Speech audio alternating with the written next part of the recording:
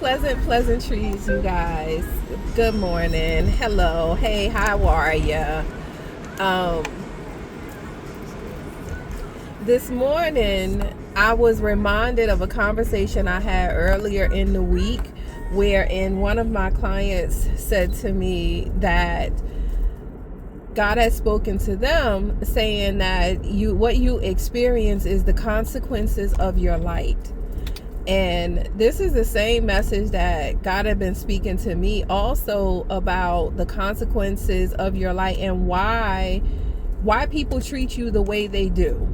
You know, when you are intentionally in your heart space and caring about people, you're very conscious and intentional in how you show up in certain places, in all places, to be honest with you.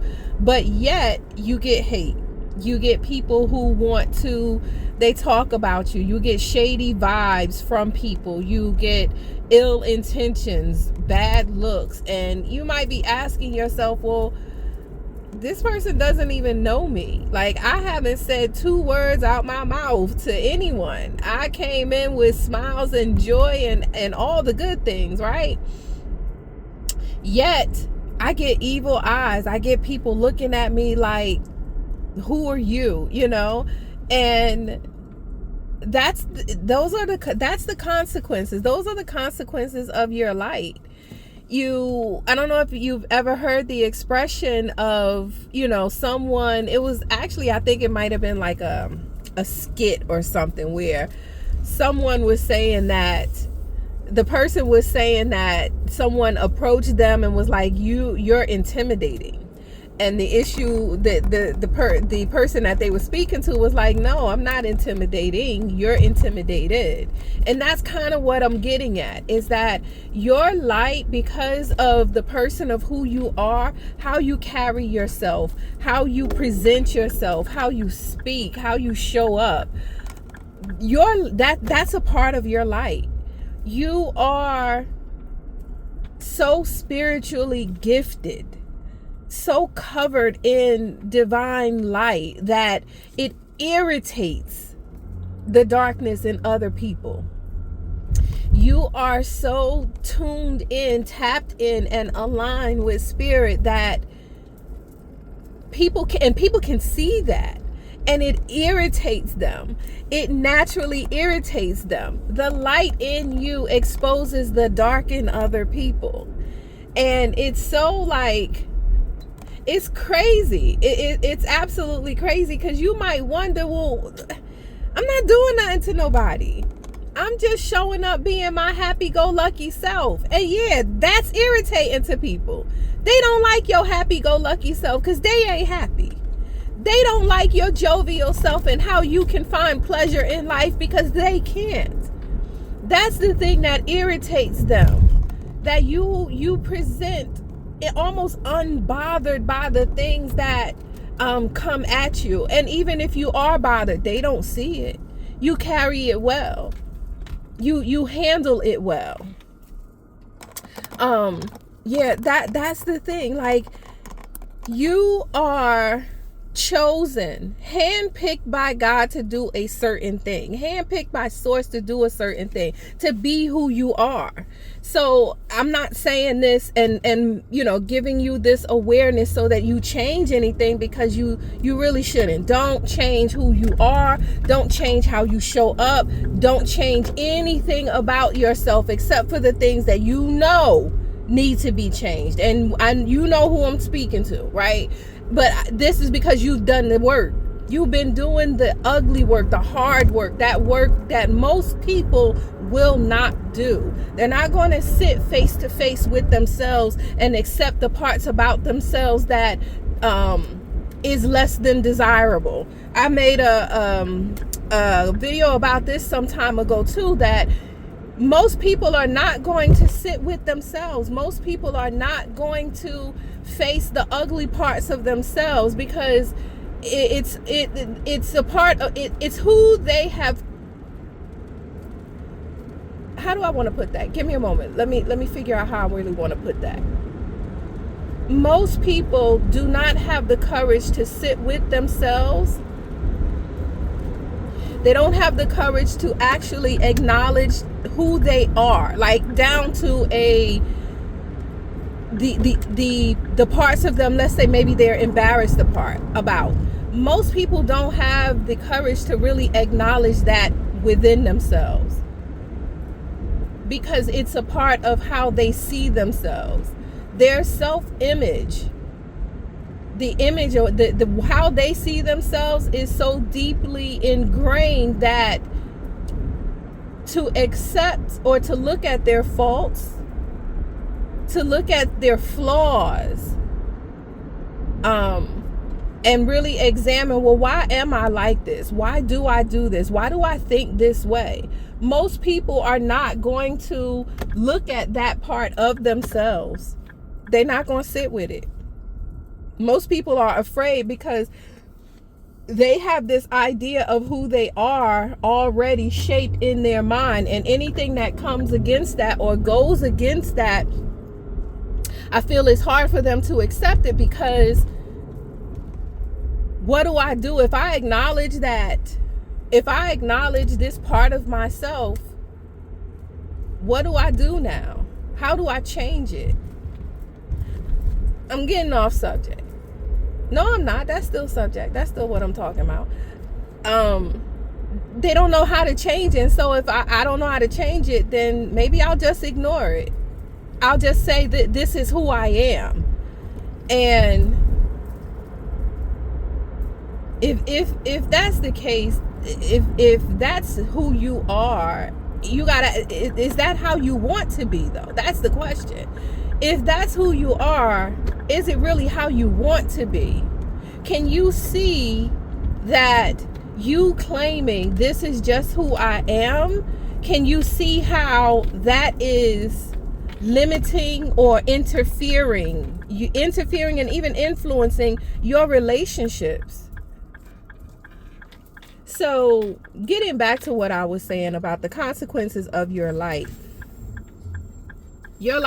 shines on their darkness, and most people can't, they can't sit with that because they have not looked at their darkness for themselves.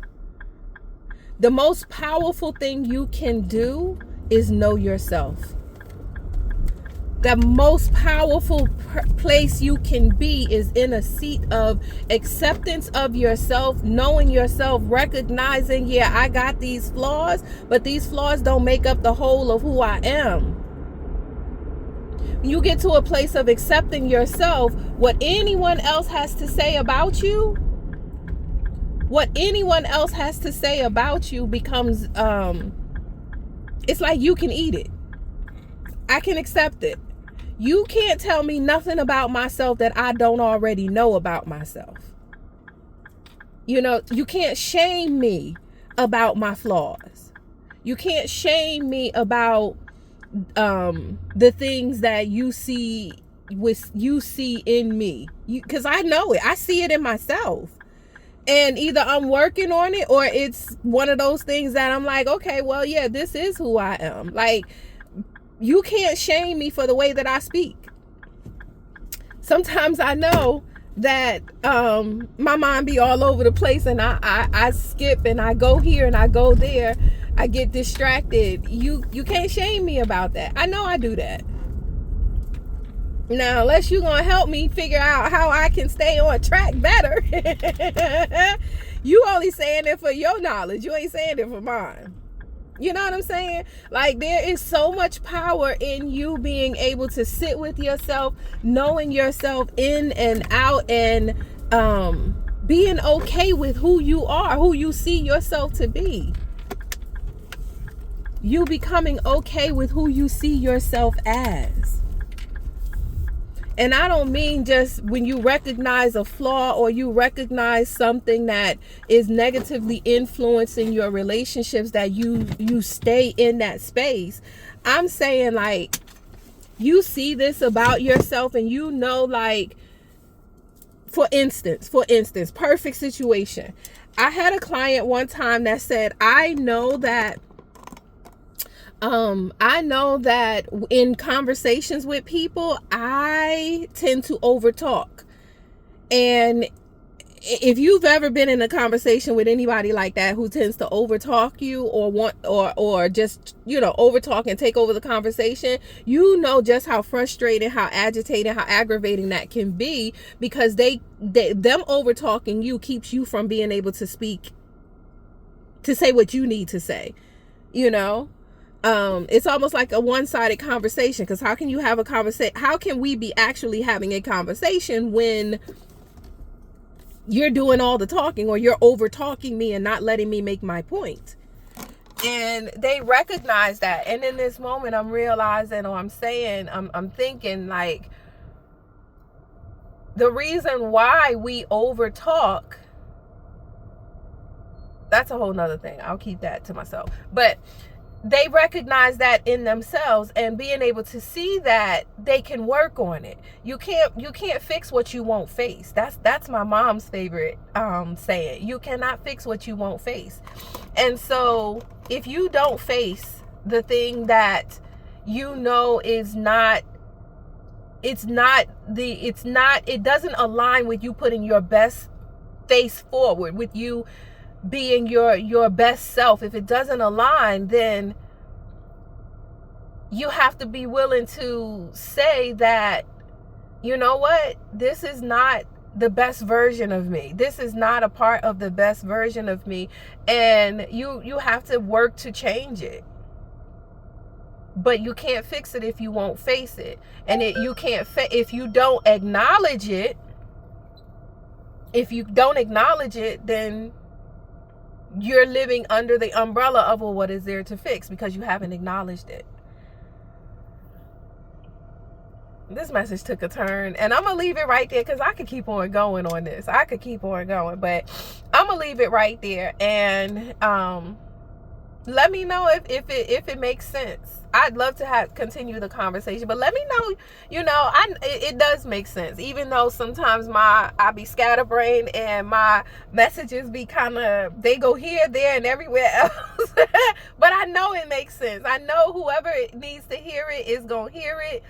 And what I want to leave you with, though, is, if you are receiving what seems like hate or envy or jealousy or, side eyes, or, people, I don't want to say attacking you, but there's always something against you, understand that it could be the consequences of your light.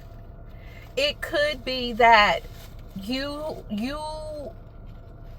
show people the parts of themselves that they wish that they could be, because you're living you living authentically shows people where they're living inauthentically.